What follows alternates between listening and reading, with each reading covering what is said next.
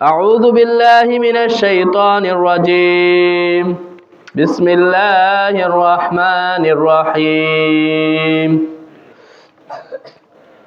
সকলে একবার দুরূদ ইব্রাহিম পড়ে আল্লাহুম্মা সাল্লি আলা মুহাম্মাদিন ওয়া আলা আলি মুহাম্মাদ কামা সাল্লাইতা আলা ইব্রাহিম ওয়া আলা আলি ইব্রাহিম ইন্নাকা হামিদুম মাজিদ اللهم بارك على محمد وعلى آل محمد كما باركت على إبراهيم وعلى آل إبراهيم إنك حميد مجيد قال الله تبارك وتعالى في كلامه المجيد وفرقانه الحميد قل يا عبادي الذين أسرفوا على أنفسهم لا تقنطوا من رحمة الله إن الله يغفر الذنوب جميعا إنه هو الغفور الرحيم وعن أبي موسى الأشعري رضي الله تعالى عنه قال قال رسول الله صلى الله عليه وسلم إن الله تبارك وتعالى لا يطلع في ليلة النصف من شعبان إلى جميع خلقه فيغفر لجميع خلقه إلا لمشرك أو مشاح أو كما قال عليه الصلاة والسلام الحمد لله আল্লাহ পাকের দরবারে অসংখ্য অগণিত শুকরিয়া যে আল্লাহ পাক রব্বুল আলামিন আমাদেরকে আল্লাহ তাআলার মহান হুকুম ফরজ বিধান এশার 4 রাকাত ফরজ নামাজ জামাতের সাথে আদায় করার তৌফিক দান করেছেন। এই জন্য আমরা সকলে দিল থেকে শুকরিয়া আদায় করি, বলি আলহামদুলিল্লাহ। এরপর আল্লাহ তাআলা আমাদেরকে এক বরকতময় রজনীতে আমাদেরকে একত্রিত হয়ে কিছু দিনই কথাবার্তা বলার এবং শোনার তৌফিক দান করতেছেন। এটা আল্লাহ তাআলার অনেক বড় ইহসান। এই রাতটা হচ্ছে আল্লাহ তাআলার ইবাদতের রাত্র, আল্লাহ তাআলার কাছে ক্ষমা চাওয়ার রাত্র, বেশি বেশি নফল ইবাদতের মধ্যে কাটানোর রাত্র। তো দ্বীনি আলোচনা এটাও ইবাদতের অন্তর্ভুক্ত। হাদিসের মধ্যে আসছে কেউ এক একটা দ্বীনি আলোচনা যখন শুনে আল্লাহ তাআলা এক একটা কথার বিনিময়ে তাকে এক এক বছর নফল ইবাদতের সওয়াব দান করেন। আরেক হাদিসের মধ্যে আসছে কেউ যদি কোনো দিনই একটা মাসালা শিখে যে আজকে রাত্রে আমি কি আমল করব, কিভাবে করব, এরকম একটা মাসালা যদি কেউ শিখে তাহলে 1000 রাকাত নফল নামাজ পড়ার সওয়াব তার আমল নামায় যুক্ত হয়। বলছে ওই মাসালা অনুযায়ী সে আমল করে নাই, শুনছে যে শবে বরাতের পরের দিন রোজা রাখতে হয়, এই যে একটা মাসালা শিখছে কিন্তু পরের দিন সে আর রোজা রাখে নাই, শুধু মাসালাটা সে জানছে। আমল করুক অথবা না করুক, এই মাসালাটা জানার কারণে আল্লাহ তাআলা তার আমল নামায় 1000 রাকাত নফল নামাজ পড়ার সওয়াব দান করবে। তাহলে দ্বীনি আলোচনা শোনা এটাও ইবাদতের মধ্যে গণ্য, শুধু ইবাদত না, এটা অনেক বড় ইবাদত। এজন্য আল্লাহ রাসূল সাহাবা একরামকে গুরুত্বপূর্ণ কিছু যখন শিক্ষা দিতেন তখন নামাজের পরে সাহাবা একরামকে ডাক দিতেন আস-সালাতুল জামিয়া, যে তোমরা সবাই জমা হও, মিম্বারের কাছে কাছে এসে জমা হও। আল্লাহ তাআলা গফুরুর রহিম, আল্লাহ তাআলার একটা নাম হচ্ছে গফুরুর রহিম, পরম দয়ালু, অতি দয়ালু। এই দয়ালু যেহেতু, এই জন্য আল্লাহ তাআলা এই বরকতময় রাতগুলোকে রাখছেন। আমাদের সবাই যদি, সব মানুষ যদি জাহান্নামে চলে যায় আল্লাহর কোনো ক্ষতি নেই,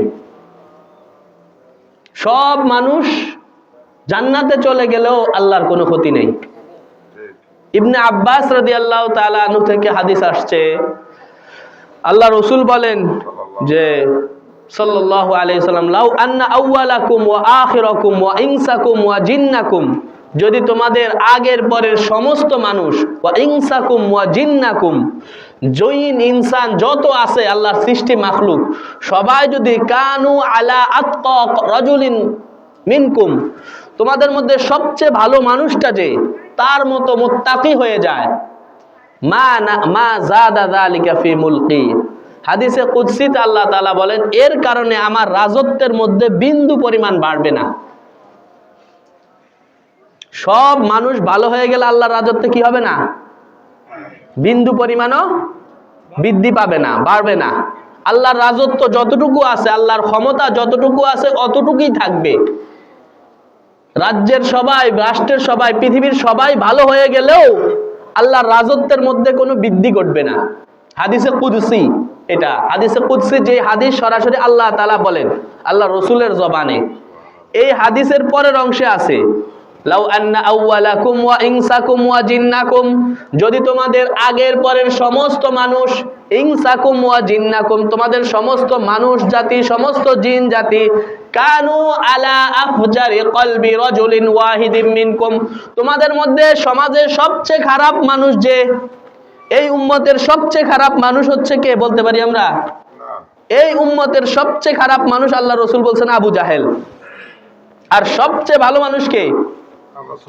আল্লাহ রসুলের পরে আবু বকর রাদিয়াল্লাহু তাআলা আনহু। এই উম্মতের সবচেয়ে ভালো ব্যক্তি, এই উম্মতের সবার আগে জান্নাতে যাবে আবু বকর। তো সবাই যদি আবু বকরের মতো ভালো হয়ে যায়, এর দ্বারা আল্লাহর কোনো লাভ নাই। আবার আল্লাহ তাআলা বলেন, সবাই যদি আবু জাহেল এর মতো খারাপ হয়ে যায়, আল্লাহ তাআলা বলেন এর দ্বারা আমার রাজত্বের মধ্যে বিন্দু পরিমাণও কমতি হবে না। সবাই খারাপ হয়ে গেলেও আল্লাহর ক্ষমতার মধ্যে, আল্লাহর রাজত্বের মধ্যে, আল্লাহর সিফতের মধ্যে, আল্লাহর মালিকিয়তের মধ্যে, আল্লাহর সম্মানের মধ্যে বিন্দু পরিমাণও কমতি হবে না। তার মানে কি? সব মানুষ জান্নাতে গেলেও আল্লাহর কোনো ক্ষতি নাই, সব মানুষ জাহান্নামেও যদি চলে যায়, গুনাহ করতে করতে সমস্ত মানুষ যদি জাহান্নামে চলে যায়, জাহান্নামে যাওয়ার উপযুক্ত হয়ে যায়, তারপরেও আল্লাহর কোনো ক্ষতি নাই, লাভও নাই, ক্ষতিও নাই। তাহলে ইবাদত করলে আমাদের লাভ। এই আমাদের লাভটার জন্যই আল্লাহ তাআলা এই বরকতময় রাত রাখছেন। শবে বরাত নামে একটা রাত রাখছেন। হ্যাঁ, আল্লাহ তাআলা জুমার রাত্রি রাখছেন। রমজানের মতো বরকতময়, যেটা পুরাই বরকত আর বরকত, মাগফিরাত দিয়ে ঢেকে রাখছেন, নাজাত দিয়ে ঢেকে রাখছেন, আল্লাহর রহমত দিয়ে ঢেকে রাখছেন, এরকম একটা মাস দিয়েছেন। লাইলাতুল কদর দিয়েছেন। কেন? আমরা যাতে ক্ষমা পেয়ে ক্ষমার উপযুক্ত হয়ে জান্নাতি হয়ে যাই। সুবহানাল্লাহ, সুবহানাল্লাহ। এটা আল্লাহ তাআলার দয়া। আল্লাহ তাআলা চান না যে আমার কোনো বান্দা জাহান্নামী হয়ে যাক। তাহলে এত নবী পাঠানোর কোনো দরকার ছিল না। যদি আল্লাহ তাআলা চাইতেন তো নবী আর পাঠাইতেন না। অসংখ্য নবীদেরকে পাঠাইছেন, অসংখ্য কিতাব নাজিল করেছেন। কেন? যাতে এই মানুষ আল্লাহকে না ভুলে যায়, আল্লাহর সাথে মানুষের সম্পর্ক থাকে। এবং এই বরকতময় রাতগুলা রাখছেন। মানুষ সারা মাস গুনাহ করবে, এই গুনাহ করার পরেও যেন আল্লাহর কাছে ক্ষমা চেয়ে মাপ পেতে পারে, এজন্য আল্লাহ তাআলা এরকম বরকতময় লাইলাতুল কদরের মতো, শবে বরাতের মতো, রমজানের মতো, জুমার মতো, হজের মতো ইবাদত রাখছেন, যে হজ করলো তো জিন্দেগীর সমস্ত গুনাহ আল্লাহ তাআলা ক্ষমা করে দিবেন। আল্লাহর প্রতি, মানুষের প্রতি আল্লাহ তাআলার দয়া, মায়া, মহব্বত। এজন্য হাদিস শরীফের মধ্যে আসছে, রহমতকে আল্লাহ তাআলা 100 ভাগ করছেন। রহমত, এই যে একজন আরেকজনের প্রতি আমাদের যে দয়া হয়, ভালোবাসা হয়, মহব্বত হয়, এটাকে আল্লাহ তাআলা 100 ভাগ করে 1 ভাগ পুরা মাখলুকাতের মধ্যে দিয়েছেন। আর 99 ভাগ আল্লাহ তাআলা নিজের কাছে রেখে দিয়েছেন। সুবহানাল্লাহ, সুবহানাল্লাহ। 99 ভাগ আল্লাহ তাআলা নিজের কাছে রেখে দিয়েছেন। হাদিসের মধ্যে এই হাদিস বলার পরে আল্লাহ রসুল অবাক হয়ে বলেন, দেখো এই 1 ভাগ আদম আলাইহিস সালাম থেকে কিয়ামত পর্যন্ত এই 1 ভাগের থেকেই অংশ পাইতেছে সবাই, জিন, ইনসান, মাখলুকাত। বলে যে একটা ছোট্ট হিংস্র জন্তু পর্যন্ত তার সন্তানের প্রতি তার কত দয়া। একটা মুরগি আমরা দেখি যখন চিলে তার ছোট বাচ্চা নিতে আসে, তখন ওই মুরগি চিলের সাথে ফাইট করে, অথচ চিলে মুরগি এটা তখন ভুলে যায় যে এই চিল তো ইচ্ছা করলে আমাকেও উড়িয়ে নিয়ে যেতে পারে, এই বাজ পাখি ইচ্ছা করলে আমাকেও উড়িয়ে নিয়ে যেতে পারে। এই সেন্স তখন তার মাথার ভিতরে থাকে না। কেন? তার সন্তানের মহব্বতের কারণে। সে চিন্তা করে আমি যদি একটু গাফেল হই, আমার সন্তানকে চিল বা বাজ পাখি নিয়ে যাবে। এই সন্তানের মহব্বতের কারণে, ভালোবাসার কারণে নিজের জানের যে একটা রিস্ক ছিল, এটা সে ভুলে গেছে। ভুলে গিয়ে ওই বাজ পাখির সাথে, চিলের সাথে সে যুদ্ধ শুরু করে, ফাইট লেগে যায় নিজের সন্তানকে বাঁচানোর জন্য। এই কথাটা আল্লাহ রসুল আমাদেরকে স্মরণ করায় দিচ্ছে। দেখো ওই যে 99 ভাগের 1 ভাগ রহমতের ছিটা ফোঁটা সে পাইছে, এই ছিটা ফোঁটা পাওয়ার কারণে মায়ের সন্তানের প্রতি মায়ের কি পরিমাণ দরদ, কি পরিমাণ মহব্বত সন্তানের প্রতি মায়ের, এটা আল্লাহ রসুল নিজে বলতেছেন এই হাদিস বলার পরে, যে দেখো আল্লাহ তাআলা 99 ভাগ নিজের কাছে রেখে দিয়েছেন, 1 ভাগ পেয়ে এক মাখলুক আরেক মাখলুকের প্রতি কি পরিমাণ দয়ালু। আমরা এরকম পত্রিকার মধ্যে খবর শুনছি যে লঞ্চ ডুবিতে সবাই মারা গেছে, মায়ের কোলের ভিতরে সন্তান, মা এই কঠিন মুহূর্তে সন্তানকে ছাড়ে নাই, এভাবেই মা সন্তান দুইটাই মারা গেছে। ডুবুরিরা পরে লাশ উদ্ধার করছে, মায়ের কোলের ভিতরে ওই শিশু, এত কঠিন মুহূর্ত মা তার সন্তানকে ছাড়ে নাই। আল্লাহ রসুল বলেন দেখো কি পরিমাণ মহব্বত একটা সন্তানের প্রতি মায়ের, অথচ সে পাইছে কত, 1 ভাগের ছিটাফোঁটা পাইছে। আর এই 99 ভাগ রহমত আল্লাহ তাআলা নিজের কাছে রেখে দিয়েছেন, এবং কাল কিয়ামতের মাঠে এই 99 ভাগ রহমত নিয়ে, এই রহমতের ভান্ডার খুলে দিয়ে আল্লাহ তাআলা কাল মানুষের মাঝে বিচার করতে বসবেন। এবং সমস্ত মানুষকে যে ওই 1 ভাগ দিছিলেন, ওই 1 ভাগও নিয়ে নেবেন সবার কাছ থেকে, নিয়ে 100 পুরা করে এই 100 ভাগ রহমতের ভান্ডার সবার সামনে খুলবেন, খুলে আল্লাহ তাআলা তখন বিচার করতে বসবেন। হাদিস শরীফের মধ্যে আসছে, আমি নিজেও আরবি কিতাবের মধ্যে পড়ছি, আল্লাহ রসুল বলেন তখন যখন আল্লাহ তাআলার এই রহমতের ভান্ডার এতদিন কেউ দেখে নাই, কাল কিয়ামতের মাঠে খুলে বসবেন, যখন ইবলিস শয়তান, যে সারা জীবন তার প্রচেষ্টা ছিল মানুষকে কিভাবে খারাপ কাজ করানো যায়, মানুষকে কিভাবে জাহান্নামের দিকে নেওয়া যায়, মানুষকে কিভাবে ভুল পথে রাখা যায়, সেও এই যখন তো বনি আদম যত অপরাধ করছে সব অপরাধের একটা অংশ ইবলিস পায়। এই ইবলিস অপরাধীদের মধ্যে সর্বশ্রেষ্ঠ, জাহান্নামের সবচেয়ে কষ্টদায়ক জায়গায় থাকবে ইবলিস। কিন্তু এই রহমতের ভান্ডার যখন খোলা হবে তখন ইবলিস আশাবাদী হয়ে যাবে যে আজকে হয়তো আল্লাহ আমাকেও মাফ করে দিবে।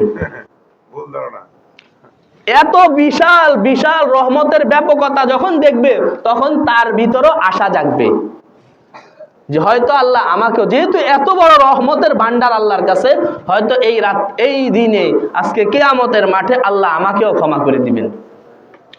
এই রহমতের কারণেই, বান্দার প্রতি এই দয়ার কারণেই আল্লাহ তাআলা আমাদেরকে এই বরকতময় রজনীগুলা দিয়েছেন, এই রমজানের মতো মাস দিয়েছেন। এমনকি হাদিসে আসছে আল্লাহ রসুল এত বেশি রহমত আল্লাহ রসুল বলেন আমার ওই উম্মত ধ্বংস হয়ে যাক যে রমজান পাইছে অথচ নিজের গুনাহ সে মাফ করাইতে পারে নাই। ওই উম্মত থাকারই দরকার নাই। আল্লাহ রসুল নিজে বদদোয়া করছেন যে রমজান পাইছে, রমজানের মতো মাস পাইছে, বরকতময় একটা মাস পাইছে, যেই মাসের প্রতিটি মুহূর্তে আল্লাহ তাআলা হাজার হাজার মানুষকে জাহান্নাম থেকে মুক্ত করেন, প্রতিটি মুহূর্তে মানুষের দোয়াকে আল্লাহ তাআলা কবুল করেন, এরকম একটা বরকতময় মাস পাইয়াও যে আমার যে উম্মত তার গুনাহ রয়ে গেল, গুনাহ মাফ করাইতে পারলো না, রমজান চলে গেল, আল্লাহ রসুল বলেন সে ধ্বংস হোক। আল্লাহ রসুল বদদোয়া করছেন তার জন্য যে রমজান পেয়েও নিজের গুনাহ ক্ষমা করাইতে পারলো না।